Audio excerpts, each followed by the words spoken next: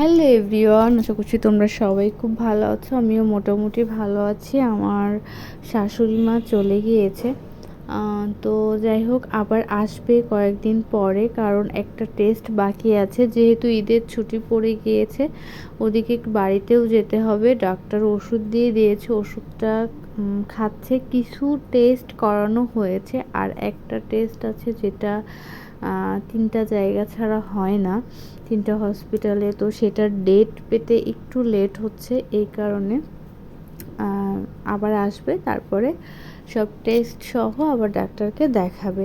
তো যাই হোক, টেস্টটা মানে ওই একটা টেস্ট বাকি আছে, ওটা পুরা মানে ওই টেস্টটা অনেক করতেই হবে আর কি। তো যাই হোক, ওই টেস্টটা না করানো পর্যন্ত টেনশন যাচ্ছে না।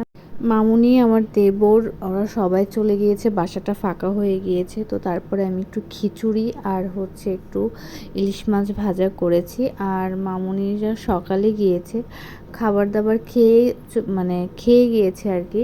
আর সকালবেলা রুটি আলু ভাজি এগুলো করেছিলাম। তো যাই হোক, এখন আমি রেডি হয়ে নিয়েছি। আর যে রান্নাটা দেখালাম সেটা হচ্ছে দুপুরের রান্না।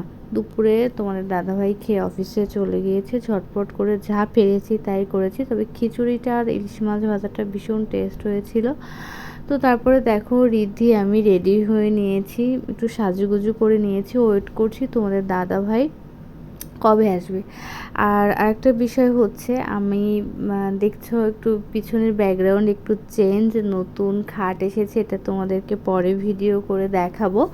তো যাই হোক, অন্য একটা ভিডিওতে সুন্দর করে দেখাবো আর কি। এই সুখবরটা ভেবেছিলাম যে পরে গুছিয়ে দিব, তো যাই হোক এখনই দিয়ে দিলাম।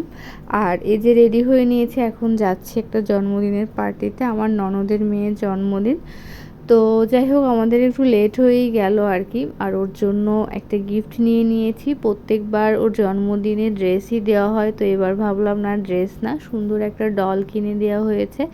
তো তারপরে রেস্টুরেন্টে এসে রিদ্ধি দেখো এখানে খেলা শুরু করে দিয়েছে। এই রেস্টুরেন্টটাতে আমরা আগে অনেকবার এসেছি, রিদ্ধির অনেক পরিচিত, আমাদের ধানমন্ডির ভিতরই আর কি।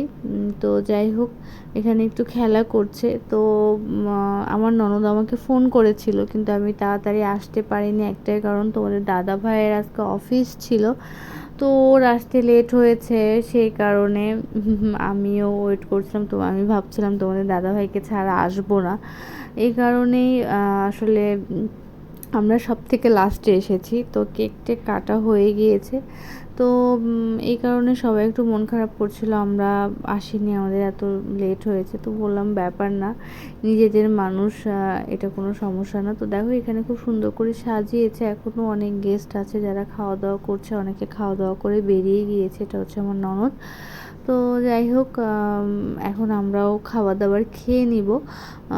তো দেখো এখানে এসেছে ফ্রাইড রাইস, তারপরে হচ্ছে আরও 2 আইটেমস আছে, একটা হচ্ছে চিকেন বল দিয়ে, আর একটা হচ্ছে চিংড়ির। তো কোল্ড ড্রিঙ্কস আছে। তো যাই হোক, রিদ্ধির জন্য আসছে, তো এখন জানি না রিদ্ধি খাবে কি না, কারণ ও তো একা একা খেতে পারে না, আর রেস্টুরেন্টে আসলে তো খেতেই চায় না, এটাই হচ্ছে সমস্যা এখন। মানে কয়েকটা দিন হয়েছে ও খাবারই খেতে চাইছে না, গরমের কারণে কিনা জানি না, মানে একদমই ওর মুখের রুচিটা চলে গিয়েছে।